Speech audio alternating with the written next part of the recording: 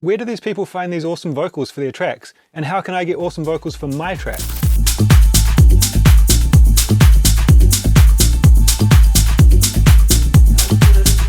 Hey guys, Bibi here. Welcome back to the channel. We're here in my studio in Berlin, and today I want to talk to you about some super dope ways that you can source vocals for your tracks. This is such a common question I get, and it's something that I also used to wonder earlier in my career. Where do these people find these awesome vocals for their tracks? And how can I get awesome vocals for my tracks? One thing I really feel like I need to point out is some of these methods are not inherently difficult, but they can be time consuming. The more time and effort you put into digging for vocals, the better your chances of coming up with something awesome.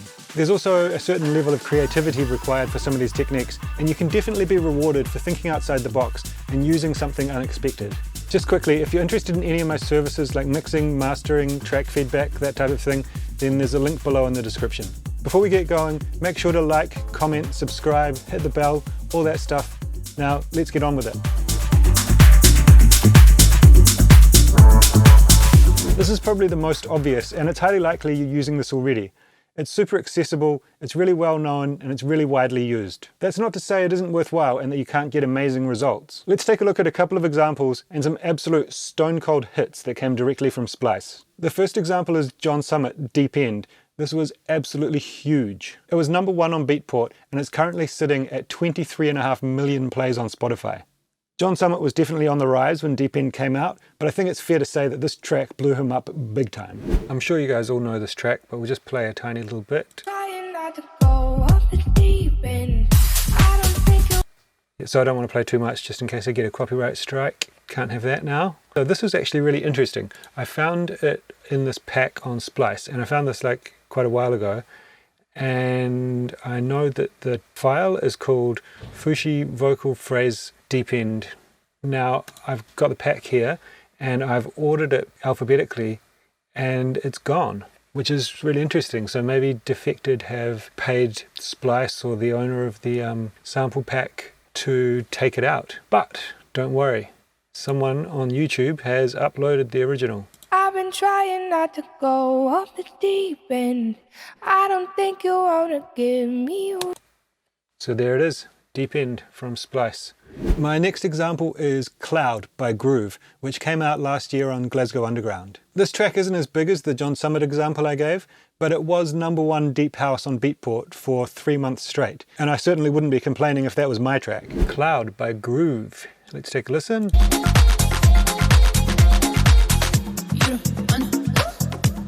Okay, let's avoid copyright strikes, and now let's have a listen here on Splice. You don't wanna love. Hold your head up in the cloud. There you go, easy. Now go make your remixes. I really have to say that this can be one of the most time-consuming ways to find vocals. I've literally spent days of my life searching for stuff on Splice. The gold is there, but you really have to dig for it.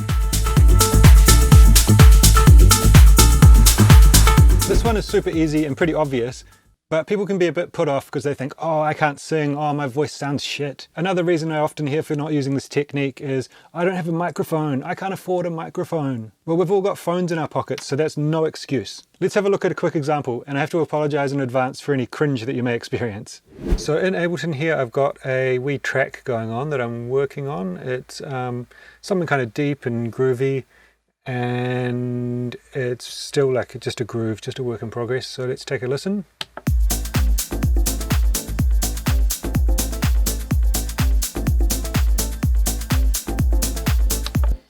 I think like a kind of spoken word vocal might work quite well. I've got my phone here and a recorder app.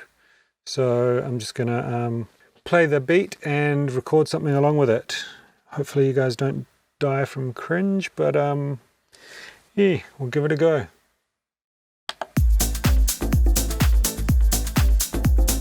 Walk with me.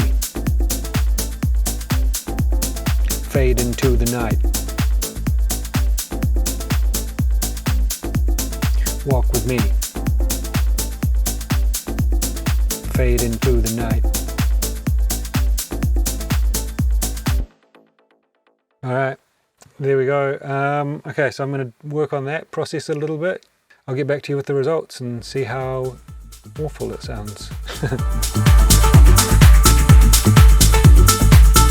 So this one's pretty similar to recording yourself, but you don't have to get too far out of your comfort zone. I would say that recording yourself is a better option. It's more flexible and you have more control over like the cadence and the delivery. But using type to speak is pretty easy to get something going. So let's check out an example. So I found this website called Nuance, and it's a text-to-speech thing, but I think it's a paid service. So I'm using the same phrase that I recorded for myself, and let's have a listen.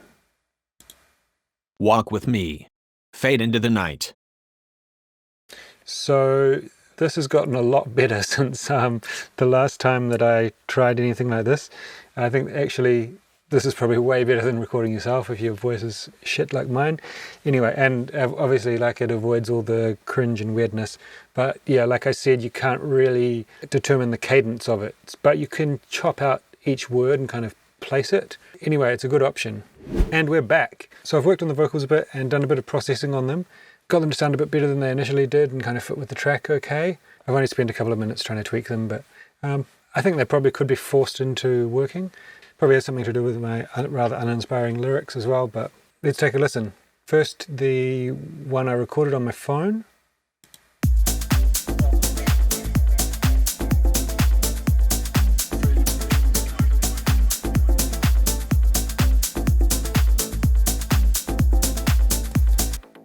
So sounds pretty awful, to be honest. Anyway, the point is that, you know, it's easy to do and your voice probably sounds a lot better than mine. Now let's have a listen to the text to speak one.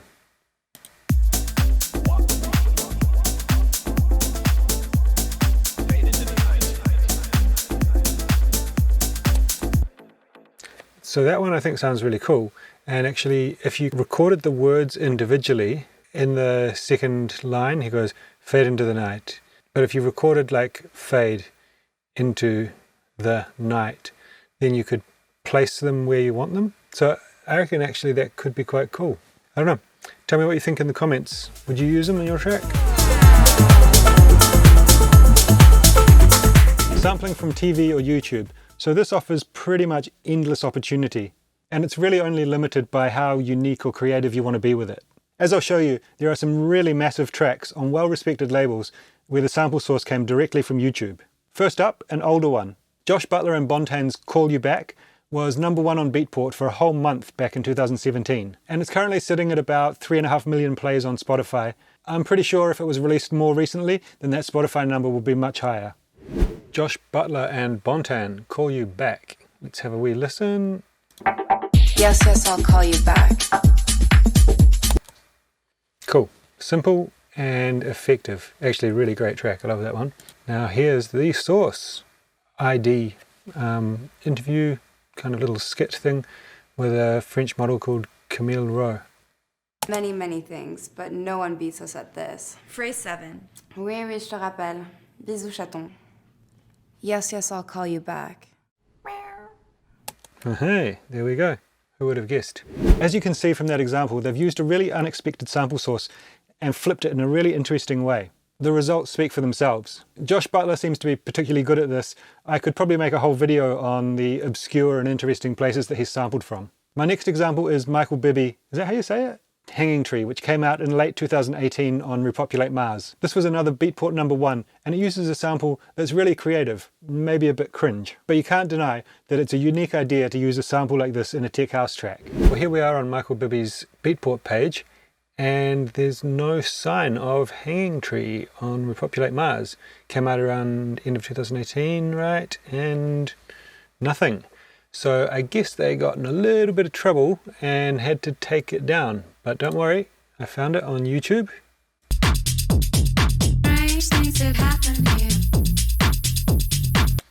And here's where it's from.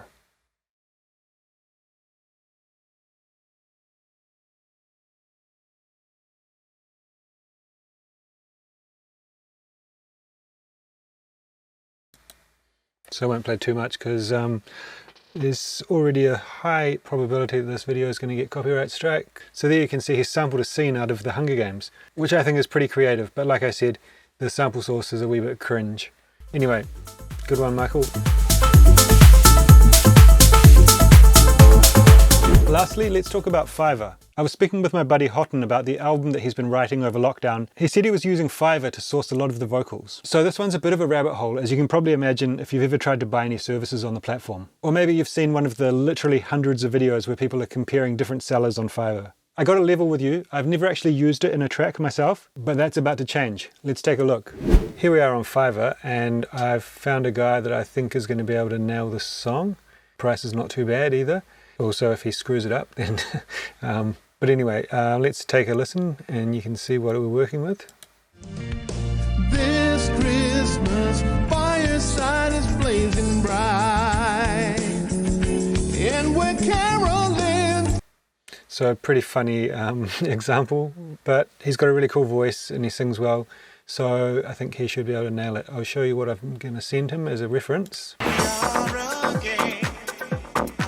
We left behind, it's all still here, and we don't feel strange, because we know the reasons why. So we'll see if he can work with that reference, and hopefully we'll get something really cool back. Fingers crossed. Okay, so it's a few days later, and actually the other guy who I was going to use came back and said he wanted about 3 times the amount. So I had to go with someone else, and I found a really cool girl who wasn't too expensive and gave her a reference, and this is what we've come up with. It's time for the revolution. It's time for the revolution. Get down on your knees. Get down on your knees. So you can probably imagine that that's going to work quite well in a house track. So let's have a go at that. There you have it, guys. No more excuses from now on. You're going to have banger vocals in all your tracks. I actually have a bunch more super juicy techniques, so I could definitely do a part 2. If we get to 500 likes on this video, I'll do a part 2.